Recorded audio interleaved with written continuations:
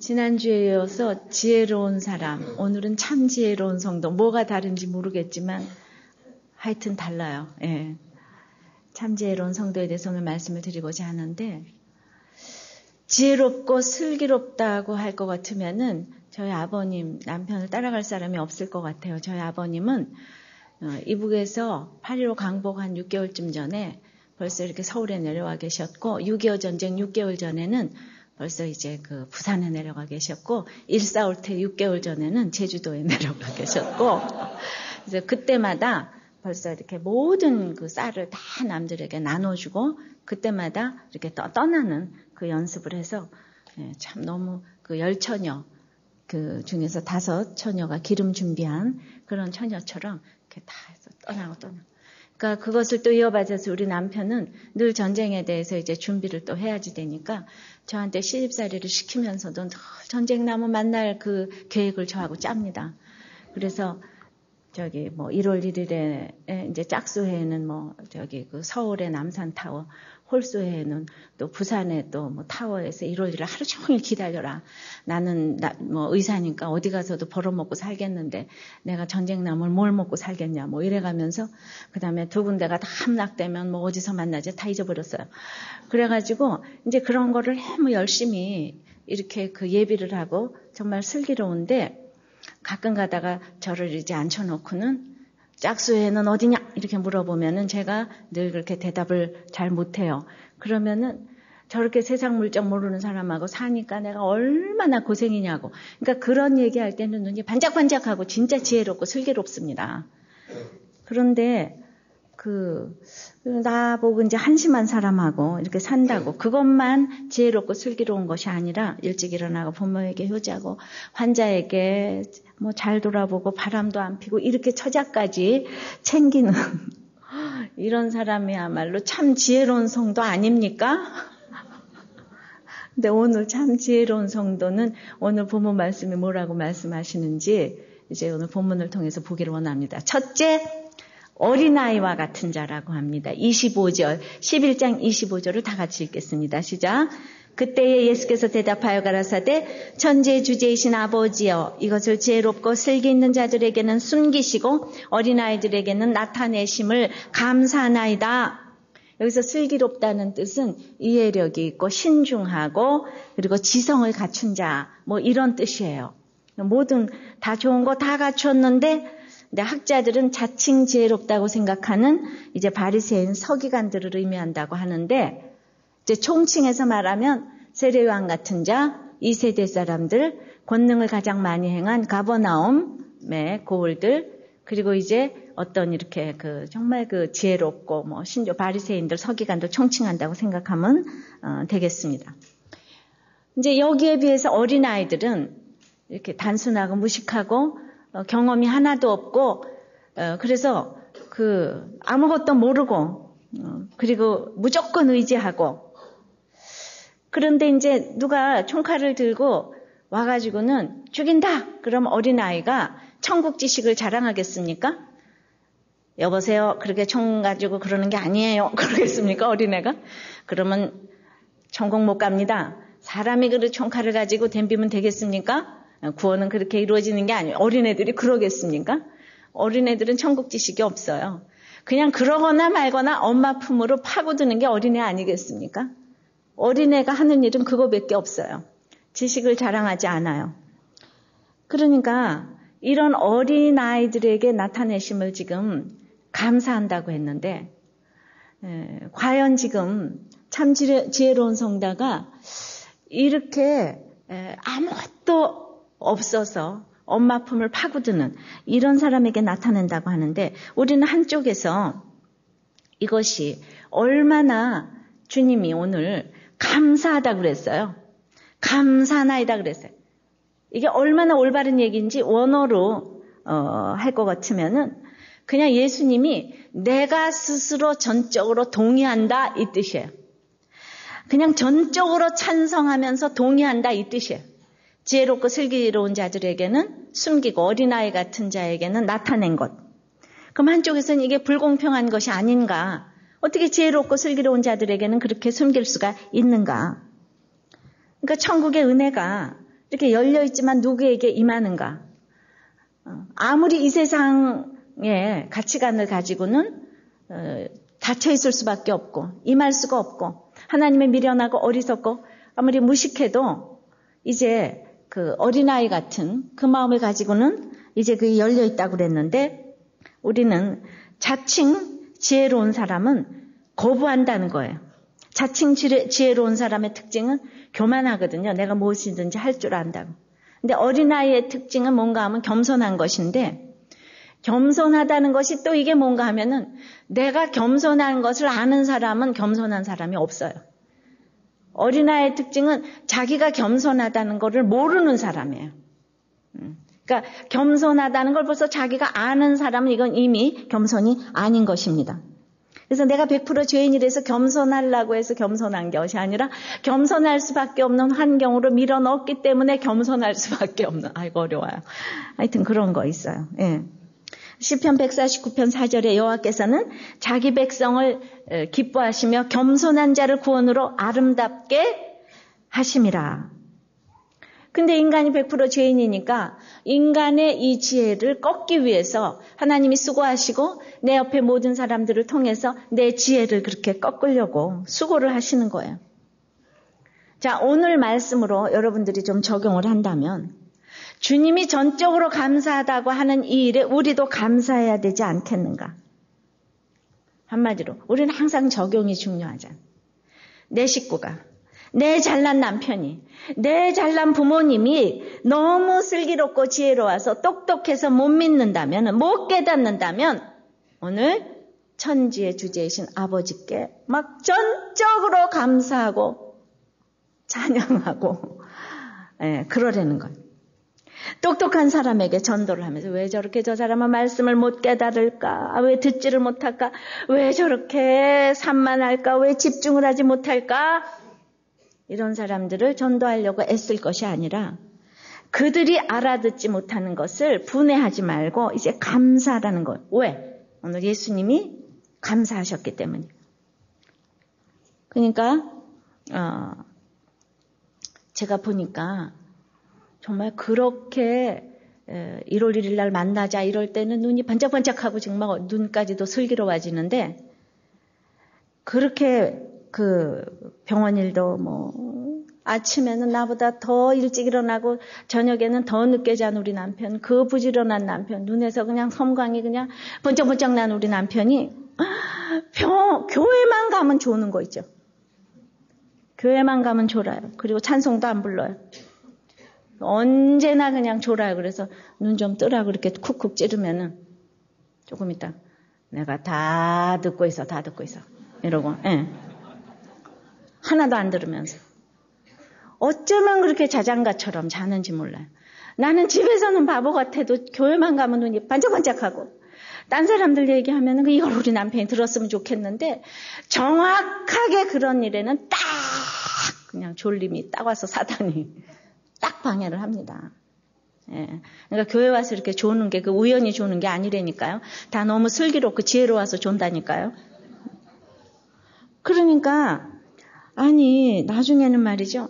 아니 우리 남편이 바보라고 하는 나는 이렇게 먼저 믿고 그렇게 그냥 이렇게 난 감사한데 우리 남편 같은 사람은 왜 못 믿는가 하는 마음이 생겨서 진짜 나중에 보니까 진짜 감사가 막 저절로 나오더라고요. 나 같은 것을 먼저 만나주신 정말 그 아버지께 천주의 주제이신 아버지께 감사가 저절로 나오더라고요.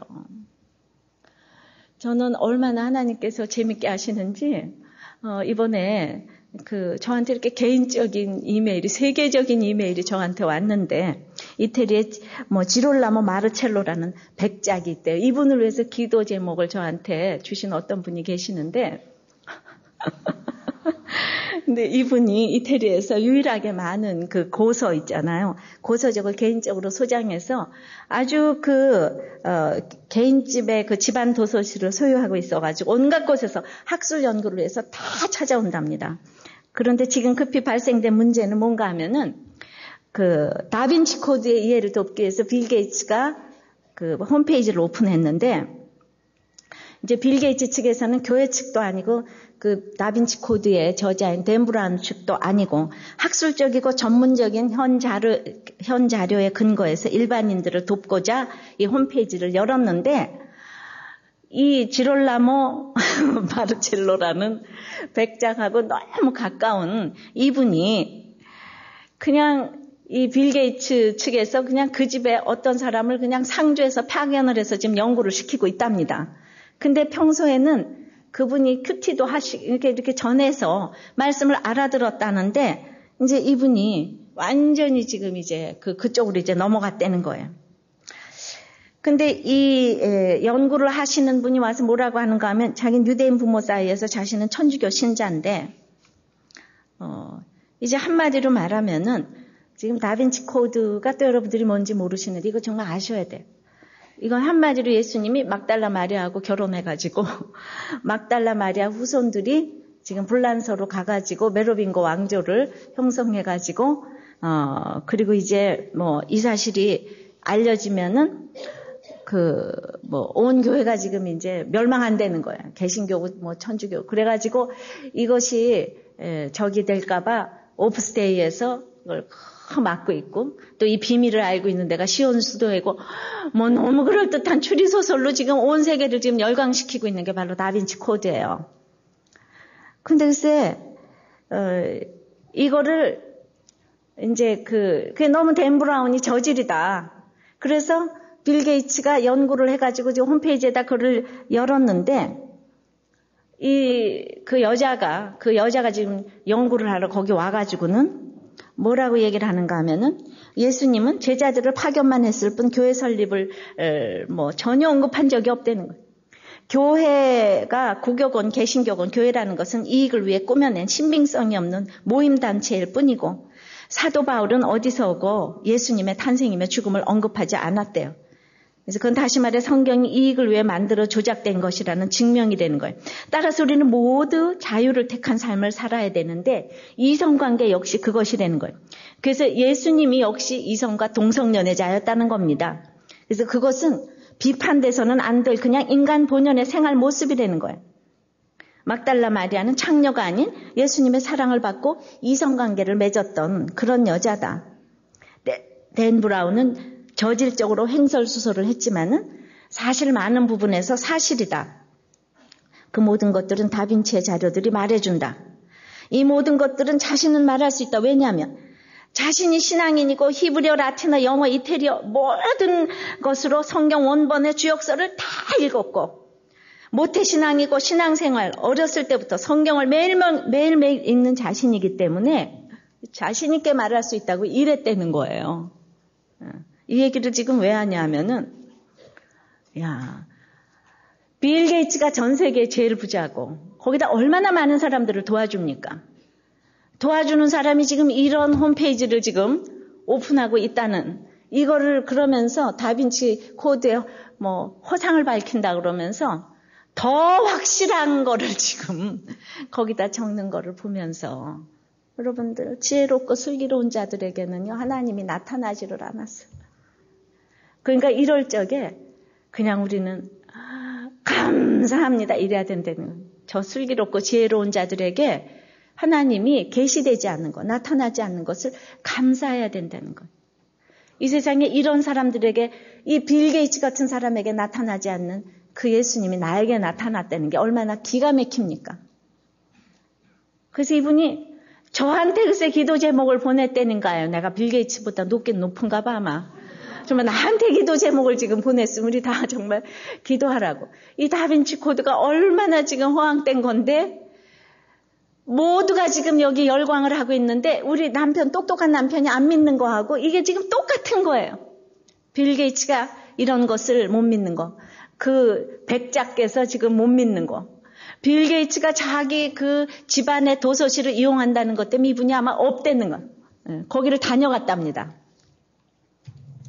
나는 갑자기 왜 그냥 일개 여자 목사가 막 이렇게 여기서 지금 빌 게이츠를 얘기하는지 나도 이상한데요. 하나님은요, 이렇게 있잖아요. 연약한 사람을 통해서 기도할 만한 사람에게 기도 제목을 주시는 줄 압니다. 네. 네, 뭐 얼굴이 막 이렇게 생겨야지 기도 제목이 막 이런 게 아니에요. 그러나 저는 진짜 내가 어쩔 수가 없어서 아무것도 할 수 없어서 하나님을 믿는 그 어린아이와 같은 그런 나눔을 또 이번 주일에 공개하기를 원해요. 이렇게 했어요. 자기는 2년 전 5월에 새신자 수료 후에 말씀의 원가지에 잘 붙어 있겠노라고 해놓고 실은 불평불순정 억지 예배의 시간들을 보냈어요. 남자분이죠. 그런데 위암 진단을 받았어요. 믿고 싶지 않아서 지금 한 달을 걸렸는데 재검받는 동안 힘들었어요. 놀라기도 하고 어이도 없고 하나님께 서운하기도 하고 그래도 그동안 열심으로 전도했던 사람들이 주님께 뭐라 할까 걱정도 되고 무엇이든지 돌격 앞으로 성품이었는데 맥이 다 풀려서 도무지가 힘이 올라와 주지를 않았답니다. 그래서 이 일 중에 이 와중에 일을 한다는 것도 서글펐고 근데 이제 뭐가 다른가 하면 이게 달라요. 말씀이 궁금했습니다. 이거요. 안 들은 것 같아도 우리들 교회 오면 이렇게 말씀이 궁금하신 거예요. 말씀이 궁금했습니다. 이분은요 초신자예요. 세례를 지난주에 받았다니까요. 그런데 이 초신자가 어떻게 말씀을 지금 적용했는지 한번 들어보세요. 이거 이번 주에 올라온 글이에요. 마태복음이 중단되고 제게는 아주 생소한 데살로니가 전서 읽었는데 주님이 제 귀에 제 눈에 제 마음에다 말씀하십니다. 어떻게 우상을 버리고 하나님께로 돌아왔는지를 말하라고. 장래 노하심에서 건지시기 위함이라고. 자기 나라와 영광에 합당히 이르기 위함이라고. 목숨까지 주기를 즐겨하는 사랑이라고. 장차받을 환난을 미리 말하였더니 과연 그렇게 된 것이라고. 거룩함에 흠이 없게 하심이라고. 이 사건은 노하심이 아니고 구원을 얻게 하심이라고. 주님께 직행하게 하심이라고. 그런데 신기하게도 제가 알아듣습니다. 할렐루야! 빌 게이츠도 못 알아듣는데. 왜 사는지도 모르고 정신없이 달리다가 한 방에 갈 뻔했는데 스톱시키시고 제정신 들게 하시고 말씀 넣어주시고 한 가지씩 인도하신 아버지 암이 사랑인 것을 조금씩 인정하게 되었습니다. 무슨 일이든지 돌격 앞으로 이 성품에 꼭 맞습니다. 그렇게 가기 싫던 목장에서 살아나고 사랑하는 아무개 형도 이제 형제 되게 하시고 밤중에 찾아가서 야 형이 암이다 이러니까 오네시모도 낳게 하시고 못 알아듣죠? 이 말이 무슨 말인지. 내가 암이다 그랬더니 지금 누가 예수 믿었다는 거예요. 오네시모도 낳게 하셨대요. 수요 예배까지 오게 하시고 세례까지 받게 하시니 하나님의 시간표는 정확하셨습니다. 세례식 받은 그날 지체들의 그 큰 사랑을 어떻게 갚을지 지금까지 4분의 목자가 나 같은 것을 유리처럼 다루어 주셨는데 생각만으로도 고맙고 배부르고 감사합니다. 이번까지 기다려야 하는 7주 안에서 세포가 자라는 것 같은 두려움이 힘들었는데 그동안 목장에서는 비오는 토요일엔 등산을 가지고 교구에서는 야외로 나가서 즐거운 시간 보내게 해주고 교회에서는 세례식을 해주시고 어느덧 4일 남았습니다. 온 교회가 제게 주시는 위로는 세상의 그것과 달라서 비참하지 않게 잘 받고 진심으로 감사했습니다. 집안에서는 내일 있을 결혼식에도 빼준다고 배려하는데 저는 내일 가서 전할 말 있습니다. 수술하기 전에 용서 빌고 내가 만난 아버지를 소개하려고 합니다. 성령께서 해야 할 말을 내 입에 넣어주시고 가족들의 마음도 열어주셔서 고난이 축복의 재료로 쓰이게 하여 주시옵소서. 앞으로의 시간들을 낭비하지 않냐고 말씀 안에서 교회 안에서 지체들 속에서 제정신으로 잘 가고 싶습니다. 참 하나님은 올해 초 온유한 사람 되기를 이게 기도 제목이었는데 정확하게 응답하셨습니다. 할렐루야. 예, 이 어린아이 같은 자. 제가 지난주에도 이제 어떻게 암 걸린 그 자매들을 이제 신방을 갔었어요.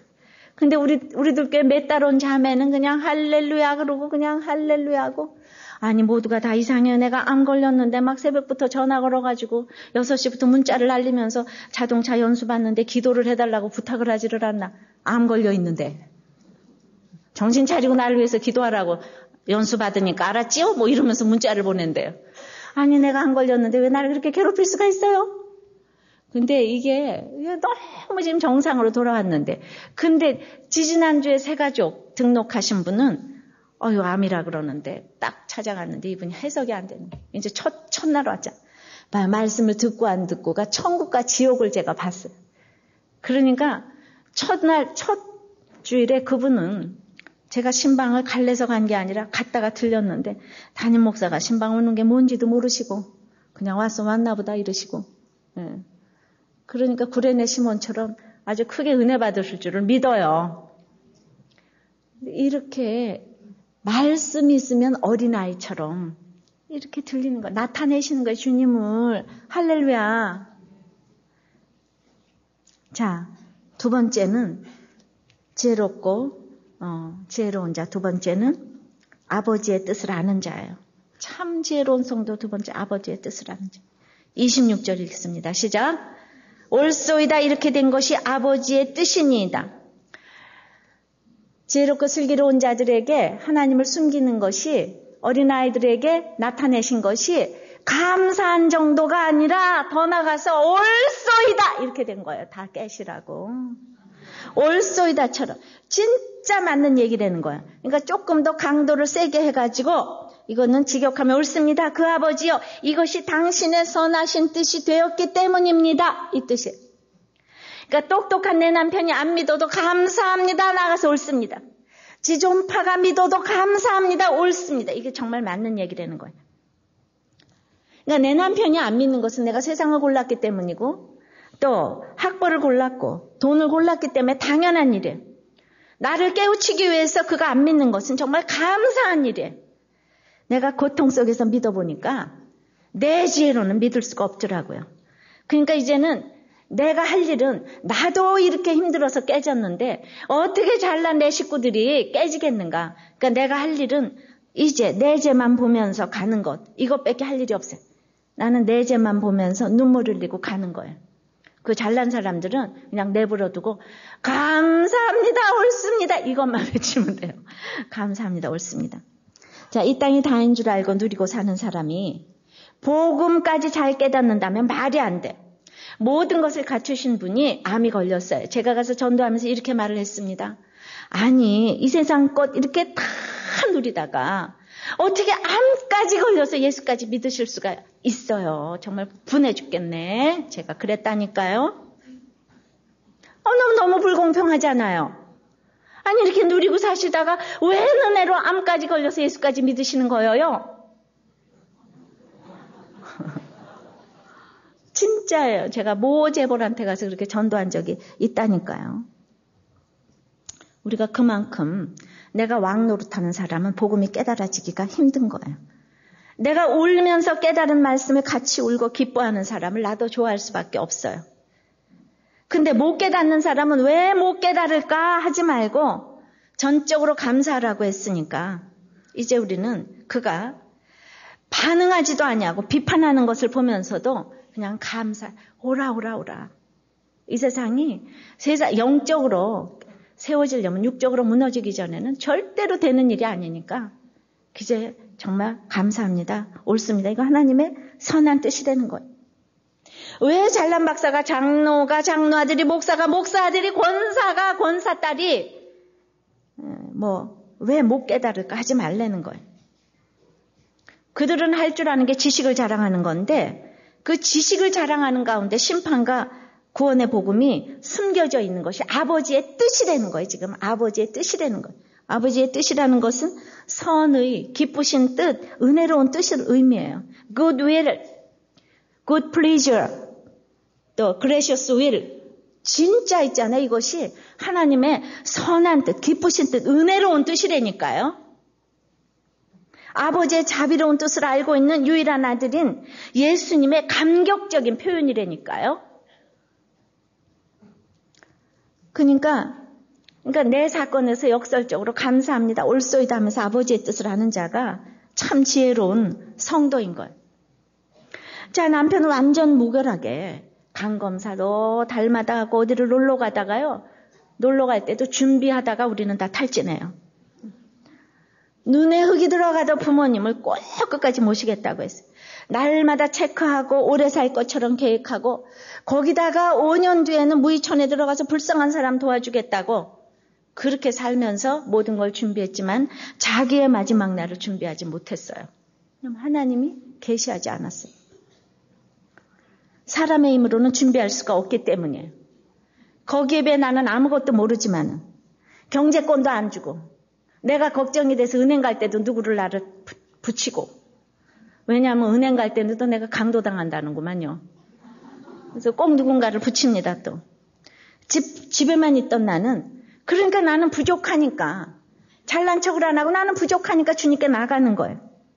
그렇게 부족해서 주님께 나간 나에게 주님은 징조와 일자와 사시와 연한을 알려주셨어요. 창세기. 그래서 그의 구원을 놓고 눈물로 기도를 했을 때 정확한 때를 나에게 알려주셨고, 그리고 구원이 임박해서는 날마다 간증이 나오게 하시고 결국 구원받게 하셨어요. 완벽한 그에게는 마지막까지 숨기는 것 같았는데, 그래도 이 비밀의 하나님 나라가 정말 결국은 감사합니다, 옳습니다 했는데, 결국은 남편만 쳐다보지 아니하고 내가 이웃을 위해서 살았을 때, 다른 사람들을 구원을 위해서 나갔을 적에 구원이 임하게 해달라고 기도했을 때 정확하게 그 때가 임했어요. 이건 말로 설명할 수가 없어요. 똑똑한 사람에게 구원이 임하는 것이 아니에요. 구원은 자기가 부족한 사람에게 필요한 거예요. 근데 나는 구원을 절실히 필요로 했어요. 그리고 구원을 예비하는 사람에게 모든 것을 보이시는 이것이 옳소이다고 아버지의 뜻이라는 것입니다. 그렇게 전쟁 나서 만날 생각은 해도 진짜 구원에 대해서는 예비를 안 하더라는 거죠.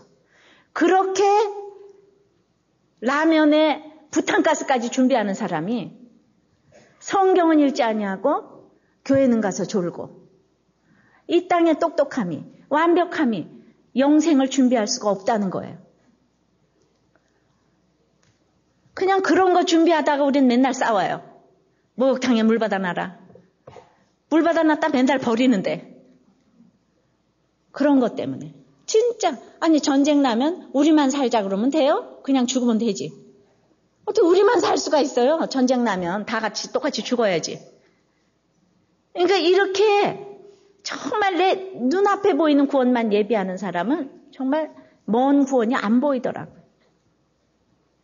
근데 그런 사람에게 안 보이는 것이 너무 감사합니다, 옳습니다 했으니까 그저 이건 이제 내버려 둬야지 되는 거예요. 참 지혜로운 성도 세 번째는 아들의 소원대로 계시를 받는 자입니다. 27절입니다. 시작. 내 아버지께서 모든 것을 내게 주셨으니 아버지 외에는 아들을 아는 자가 없고 아들과 아들의 소원대로 계시를 받는 자 외에는 아버지를 아는 자가 없느니라. 이 예수님이 이제 우리에게 소원이 있다 그러시잖아요. 아들의 소원, 내게 소원이 있다 그러세요. 계시를 주고자 하는 소원이 있다 그러세요. 이 예수님의 소원 때문에 지존파가 계시를 받고 어린아이와 같은 자가 계시를 받고 하나님을 알게 되는 거예요. 이 소원이 없어서 계시를 못 받는 거예요. 아버지의 뜻이 아들의 뜻이고 이 모든 것이 하나님의 전적인 주권임이 믿어져야 되는데, 요한복음 17장 7절에도 내 것은 다 아버지의 것이래요. 아버지의 것은 다 내 것이래요. 정말 의심의 틈이 전혀 없는 모습인데, 이사야 28장 26절에서도 이는 그의 하나님이 그에게 적당한 방법으로 보이사 가르치셨으며 아브라함에게는 전능의 하나님으로, 스스로 있는 자는 모세에게, 사랑의 사도 요한, 사랑의 하나님은 사도 요한에게 그렇게 각각의 하나님으로 이제 계시를 하시지만은 우리가 하나님을 찾는 길이 없는 것은 아니에요. 우리가 계시를 받는 인생은요, 성경을 보게 돼 있어요. 물론 그 아들의 소원은 내 영역이 아니에요. 예수님의 나를 향한 소원은 내 영역이 아니지만, 그러나 계시를 받는 인생은 성경을 보게 돼 있어요.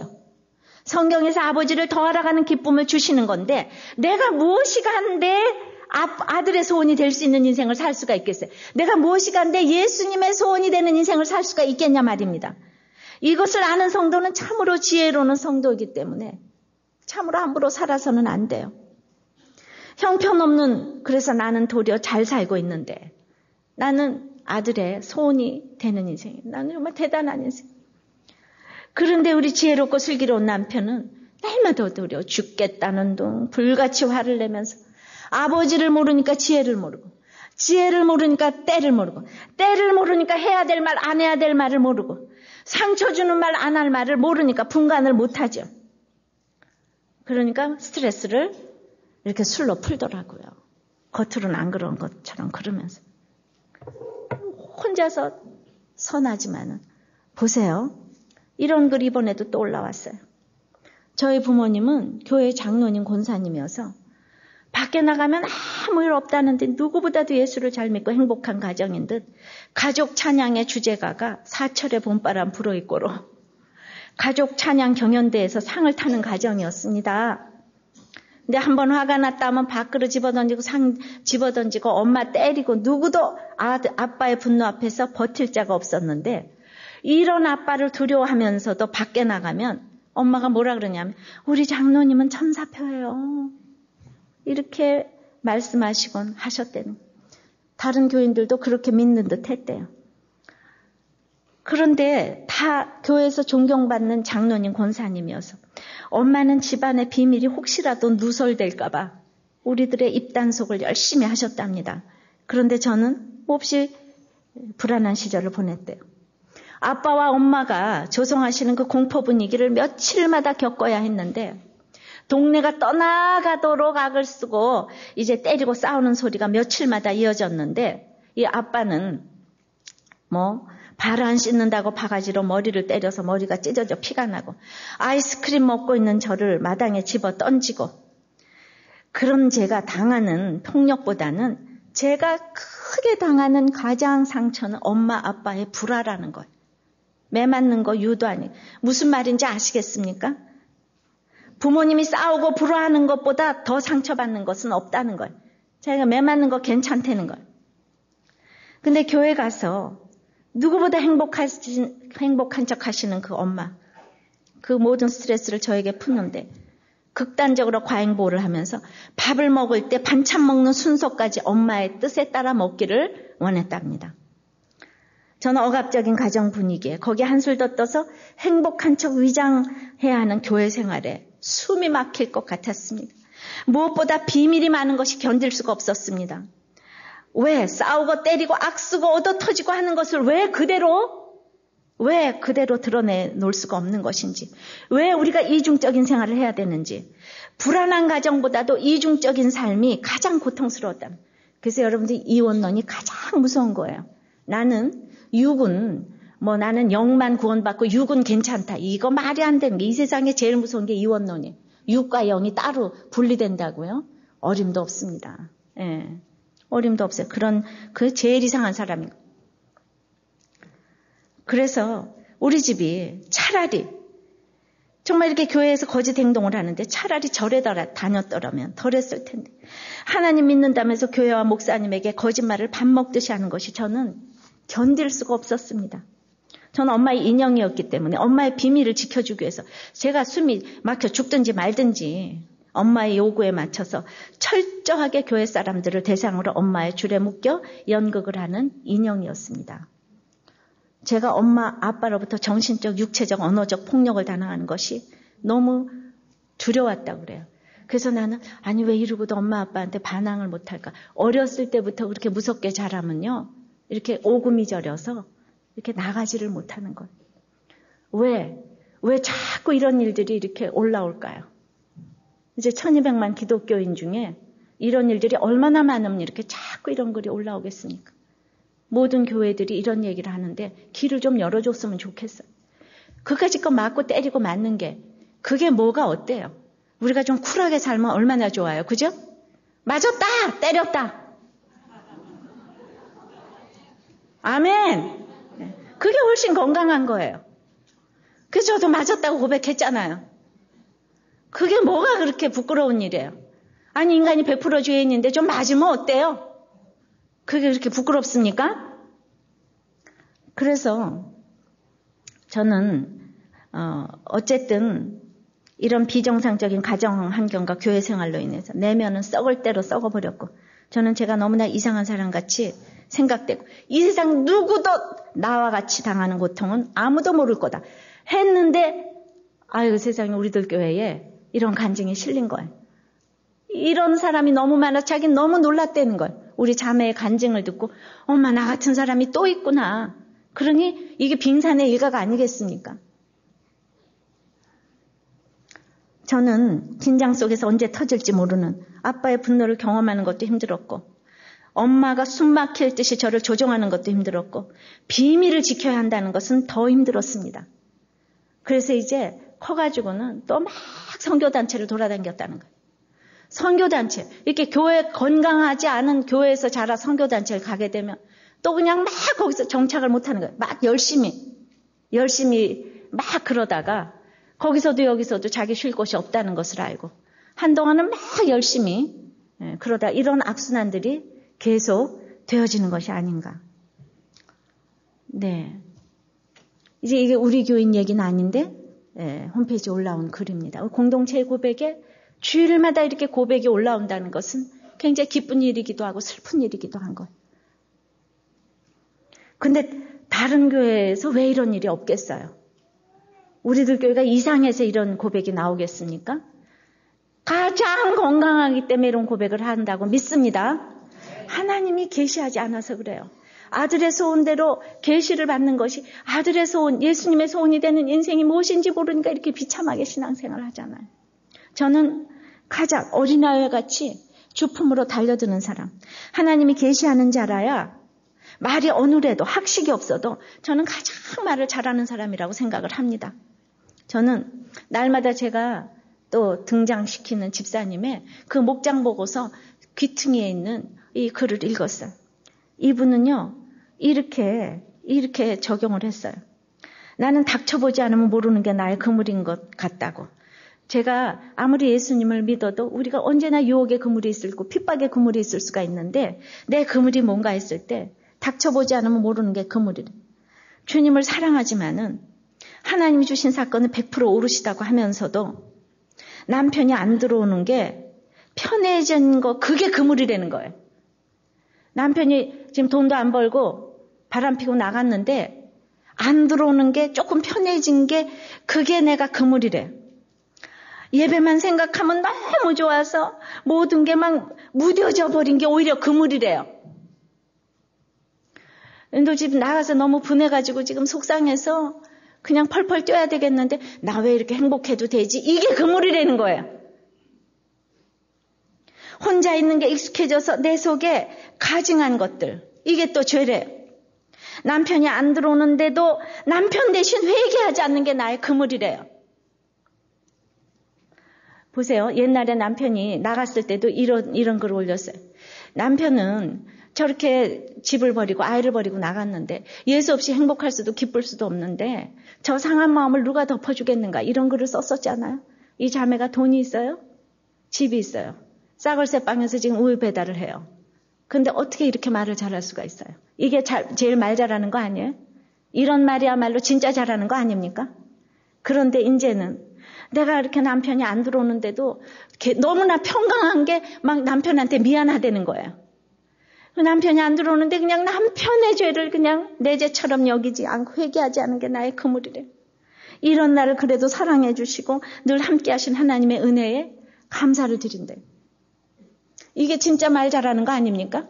진솔한 말, 진심의 어린 말.